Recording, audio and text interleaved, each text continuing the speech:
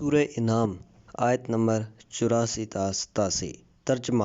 اور ہم نے اسے ابراہیم کو، اسحاق و یعقوب عطا کیے، اور ہم نے ہر ایک کو ہدایت کی، اور نوح کو بھی ہم نے ان سے پہلے ہدایت کی تھی، اور اس کی ذریت اور اولاد میں سے داؤد، سلیمان، ایوب، یوسف، موسیٰ اور ہارون کو ہم نے ہدایت کی، اور ہم نیکوکاروں کو اسی طرح سے جزا دیتے ہیں۔ اور اسی طرح زکریا، یحییٰ، عیسیٰ اور الیاس سب کے سب صالحین میں سے تھے، اور اسماعیل، الیاس، یونس اور ہر ایک کو ہم نے عالمین پر فضیلت دی، اور ان کے آباء و اجداد اور ان کی اولاد اور ان کے بھائیوں میں سے کچھ افراد کو ہم نے برگزیدہ کیا اور انہیں راہ راست کی ہدایت کی۔ تفسیر۔ ان آیات میں ان نعمات میں سے ہر ایک کی طرف اشارہ ہوا ہے کہ جو خداوند تعالیٰ نے حضرت ابراہیم کو عطا کی تھیں، اور وہ نعمت ہے صالح اولاد اور آبرومند اور لائق نسل، جو نعمت الہی میں سے ایک عظیم ترین نعمت ہے۔ پہلے ارشاد ہوتا ہے، ہم نے ابراہیم کو اسحاق و یعقوب فرزندان اسحاق عطا کیے۔ اور اگر یہاں ابراہیم کے دوسرے فرزند اسماعیل کی طرف اشارہ نہیں ہوا، بلکہ بحث کے دوران کہیں ذکر آیا ہے۔ شاید اس کا سبب یہ ہے کہ اسحاق کا سارہ جیسی بانجھ ماں سے پیدا ہونا، وہ بھی بڑھاپے کی عمر میں، بہت عجیب و غریب امر اور ایک نعمت غیر مترقبہ تھی۔ پھر اس چیز کو بیان کرنے کے لیے کہ ان دونوں کا افتخار صرف پیغمبر زادہ ہونے کے پہلو سے نہیں تھا، بلکہ وہ ذاتی طور پر بھی فکر صحیح اور عمل صالح کے سائے میں نور ہدایت کو اپنے دل میں جاگزیں کیے ہوئے تھے۔ قرآن کہتا ہے، ان میں سے ہر ایک کو ہم نے ہدایت کی۔ اس کے بعد یہ بتانے کے لیے کہ کہیں یہ تصور نہ ہو کہ ابراہیم سے قبل کے دور میں کوئی علم برادر توحید نہیں تھا، اور یہ کام بس انہی کے زمانے سے شروع ہوا۔ مزید کہتا ہے کہ اس سے پہلے ہم نے نوح کی بھی ہدایت اور رہبری کی تھی، اور ہم جانتے ہیں کہ نوح پہلے اولوالعزم پیغمبر بھی ہیں جو عین شریعت کے حامل تھے، اور وہ پیغمبران اولوالعزم کے سلسلے کی پہلی کڑی تھے۔ حقیقت میں حضرت نوح کی حیثیت اور ان کے مقام کی طرف اشارہ کر کے، جو ابراہیم کے اجداد میں سے ہیں، اور اسی طرح پیغمبروں کے اس گروہ کے مقام کا تذکرہ کر کے کہ جو ابراہیم کی اولاد اور ذریت میں سے تھے، حضرت ابراہیم کی ممتاز حیثیت کو وراثت اصل اور ثمر کے حوالے سے مشخص کیا گیا ہے۔ اور اس کے بعد بہت سے انبیاء کے نام گنوائے گئے ہیں جو ذریت ابراہیم میں سے تھے۔ پہلے ارشاد ہوتا ہے، ابراہیم کی ذریت میں سے داؤد، سلیمان، ایوب، یوسف، موسیٰ اور ہارون تھے، اور اس جملے کے ساتھ کہ اس قسم کے نیکوکار لوگوں کو ہم جزا دیں گے، واضح کرتا ہے کہ ان کا مقام و حیثیت ان کے اعمال و کردار کی بنا پر تھا۔ اس سلسلے میں کہ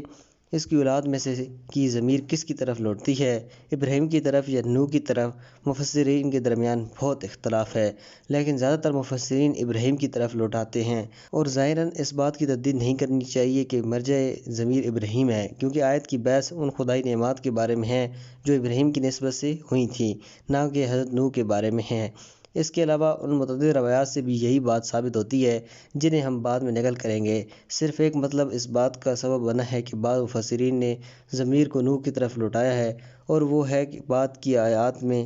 حضرت یونس اور حضرت لوط کا نام، کیونکہ تواریخ میں مشہور ہے کہ یونس حضرت ابراہیم کی اولاد میں سے ہی تھے، اور لوط بھی حضرت ابراہیم کے بھتیجے یا بھانجے تھے۔ لیکن یونس علیہ السلام کے بارے میں تمام مورخین میں اتفاق نہیں ہے۔ بعض انہیں بھی اولاد ابراہیم میں سے ہی سمجھتے ہیں، اور بعض انہیں انبیاء بنی اسرائیل میں سے شمار کرتے ہیں۔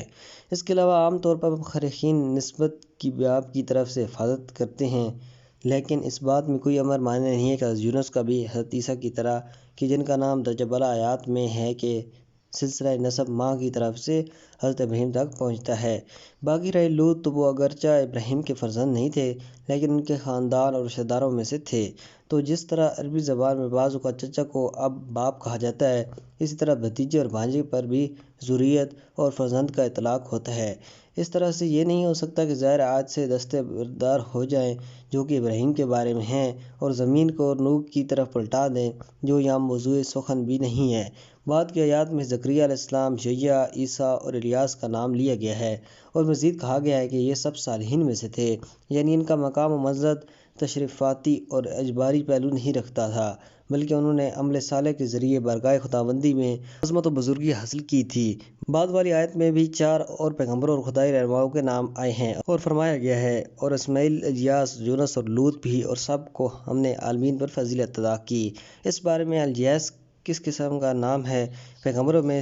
سے کون سے پیغمبر کی طرف اشارہ ہے، مفسرین اور آباء عرب کے درمیان اختلاف ہے۔ بعض اسے ایک عبرانی نام سمجھتے ہیں جو اصل میں ییش تھے،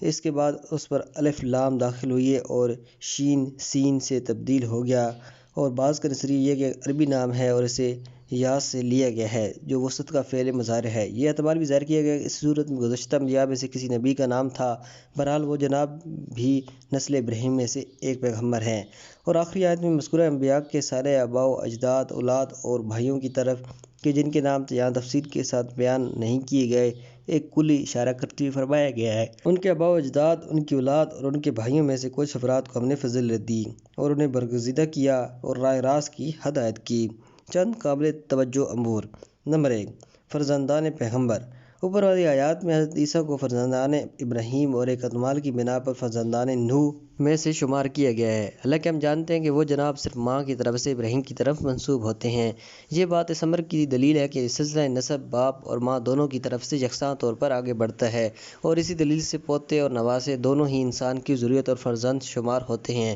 اسی سبب سے ائمہ اہل بیت کو جو سب کے سب بیٹی کی طرف سے پیغمبر اکرم تک پہنچتے ہیں، فرزندان رسول کہا جاتا ہے۔ اگرچہ زمانہ جاہلیت میں جب کہ عورت کی کوئی اہمیت نہیں تھی،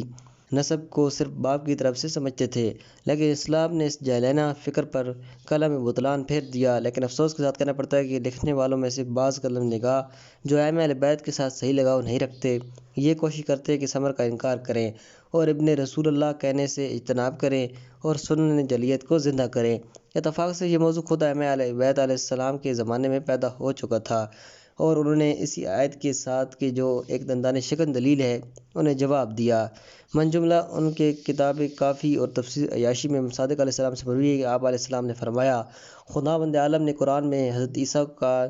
نسب جو کہ ماں کی طرف سے حضرت ابراہیم تک پہنچتے تھے، ذریت اولاد کے عنوان سے بیان کیا ہے۔ پھر آپ نے آیا کو آخر تک اور بعد کی آیت کو لفظ عیسیٰ تک تلاوت فرمایا۔ تفسیر عیاشی میں بھی ابو الاسود سے مروی ہے، وہ کہتا ہے، ایک دن حجاج نے کسی کو یحییٰ بن معمر کے پاس بھیجا جو خاندان رسالت سے محبت رکھتا تھا، اور اس سے پوچھا کہ میں نے سنا ہے کہ تو حسن اور حسین کے فرزندان رسول سمجھتے ہیں اور اس سلسلے میں آیات قرآن سے استدلال کرتا ہے، حالانکہ میں نے قرآن کو اول سے آخر تک پڑھا ہے، مجھے تو کوئی ایسی آیت نہیں ملی۔ یحییٰ بن معمر نے اس کے جواب میں کہا، کیا تو نے سورہ انعام کی وہ آیت بھی پڑھی ہے کہ جو کہتی ہے کہ؟ اس نے کہا کہ ہاں میں نے پڑھی ہے۔ تو اس نے کہا، کیا ان آیات میں حضرت عیسیٰ کو ذریت ابراہیم میں شمار نہیں کیا گیا،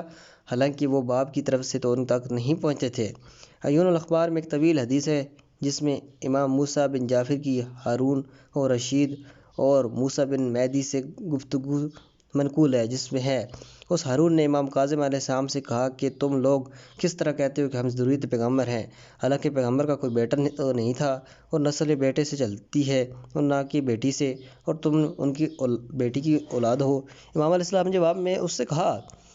کہ اے سوال کرنے والے، رہنے دے، لیکن ہارون نے اصرار کیا اور کہا کہ میں کسی طرح بھی اس سوال سے صرف نظر نہیں کروں گا، کیونکہ تم لوگ یہ عقیدہ رکھتے ہو کہ سب کچھ قرآن مجید میں موجود ہے، لہٰذا اس بارے میں قرآن کی کوئی آیت دکھائے۔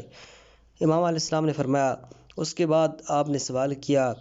اے ہارون، عیسیٰ کا باپ کون تھا؟ اس نے کہا، عیسیٰ کا تو کوئی باپ نہیں تھا۔ فرمایا، تو اس بنا پر اگر وہ انبیاء کی ذریت سے ملحق ہیں تو مریم کی طرف سے ہیں، اور ہم بھی رسول خدا کی ذریت میں اپنی ماں فاطمہ کے ذریعے سے ملحق ہیں۔ یہ بات خاص طور پر قابل توجہ ہے کہ بعض متعصب سنی مفکرین نے بھی سے موضوعات پر اپنی تفسیر میں اسی آیت کے ذیل میں نقل کی ہے، اور ان میں سے ایک فخر الدین رازی ہیں جنہوں نے اپنی تفسیر کبیر میں لکھا ہے، یہ آیت اس بات پر دلالت کرتی ہے کہ حسن حسین ذریت پیغمبر میں ہیں، کیونکہ خدا نے عیسیٰ کو ذریت ابراہیم میں شمار کیا، حالانکہ وہ صرف ماں کی طرف سے ان حضرت ابراہیم سے تعلق رکھتے ہیں۔ تفسیر المنار کا مؤلف بھی جو بعض مخصوص مذہبی مباحث میں فخر الدین رازی کا متعصب نہیں ہے، فخر الدین رازی کی اس گفتگو کو نقل کرنے کے بعد کہتا ہے، اس باب میں ایک حدیث حضرت بکر سے بھی صحیح بخاری میں پیغمبر سے نقل ہوئی ہے کہ آپ صلی اللہ علیہ وسلم نے فرمایا، امام حسن کی طرف اشارہ کر کے فرمایا، میرا یہ بیٹا سید و سردار ہے،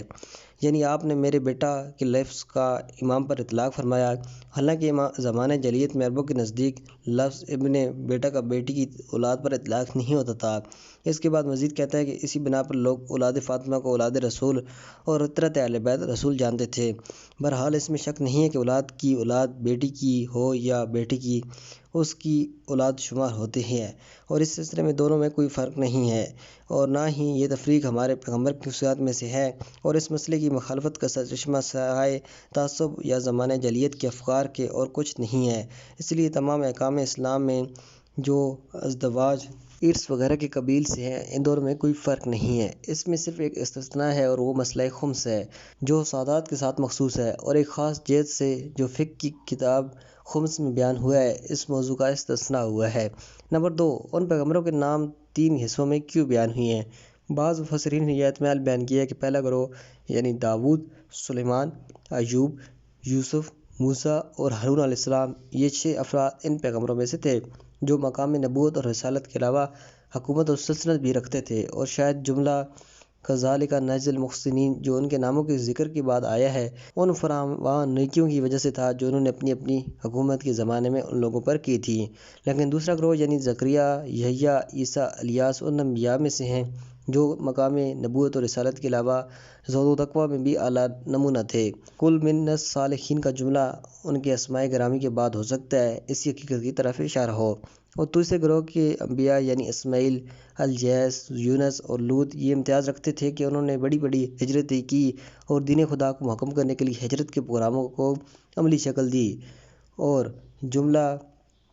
فضلنا علی العالمین کا ذکر بھی اسی قول کی بنا پر کہ اس جملے میں انہی 4 افراد کی طرف اشارہ ہے، نہ کہ ان تمام پیغمبروں کی طرف کہ جن کا ذکر ان آیات میں آیا ہے۔ ہو سکتا ہے کہ ان کے مختلف قوموں اور دنیا جہاں کے لوگوں کے درمیان سیر کی طرف اشارہ ہو۔ نمبر 3، انسان کی شخصیت کے تعارف میں صالح اور نیک اولاد کی اہمیت۔ ایک دوسرا موضوع جو زیر بحث آیات سے معلوم ہوتا ہے یہی مسئلہ ہے، کیونکہ خدا شجاع و بت شکن ابراہیم کے مقام و اولاد کے تعارف کے لیے عالم انسانی کی عظیم شخصیتوں کا جو آپ کی اولاد میں سے مختلف زمانوں میں عالم وجود میں آئی تھی، شرح و بسط اور تفصیل کے ساتھ ذکر کرتا ہے، اس طور پر کہ ان 25 انبیاء میں سے کہ جن کا نام سالم قرآن میں بیان ہوا ہے، ان آیات میں 16 نام ابراہیم کے فرزندوں و وابستگان کے ہیں، اور ایک نام ان کے اجداد میں سے آیا ہے، جو حقیقت میں عام مسلمانوں کے لیے ایک عظیم درس ہے، تاکہ وہ جان لیں کہ ان کی اولاد اور عزیزوں کی شخصیت ان کی شخصیت کا جز شمار ہوتی ہے، لہٰذا ان سے مربوط تربیتی اور انسانی مسائل بہت زیادہ اہمیت رکھتے ہیں۔ نمبر 4، ایک اعتراض اور اس کا جواب۔ ممکن ہے کہ کچھ لوگ آخری آیت سے جو یہ کہتی ہے کہ ہم نے ان کے بعض آباء و اجداد اور اولاد اور بھائیوں کو برگزیدہ کیا اور انہیں راہ راست کی ہدایت کی، یہ سمجھا کریں کہ انبیاء کے آباء و اجداد سب کے سب با ایمان افراد نہیں تھے، اور ان میں غیر موحد بھی تھے، جیسا کہ بعض مفسرین اہل سنت نے ان آیات کے ذیل میں کہا ہے، لیکن اس بات کی طرف توجہ کرتی ہوئی کہ اجتبیناہم و ہدیناہم سے مراد اس تعبیر کے قرینے سے کہ جو اسی سلسلے آیات میں موجود ہے، مقام نبوت و رسالت ہے، یہ مشکل حل ہو جاتی ہے، یعنی بعض آیات کا مفہوم اس طرح ہوگا کہ ہم نے ان میں سے بعض کو مقام نبوت کے لیے برگزیدہ کیا اور باقی دوسروں کے موحد اور خدا پرست ہونے کی نفی نہیں ہے۔ اس صورت کی آیہ 90 میں بھی جو اس آیت سے چند آیات بعد کی آیت ہے، ہدایت کا اطلاق مقام نبوت پر ہوا ہے۔ والسلام علیکم ورحمۃ اللہ۔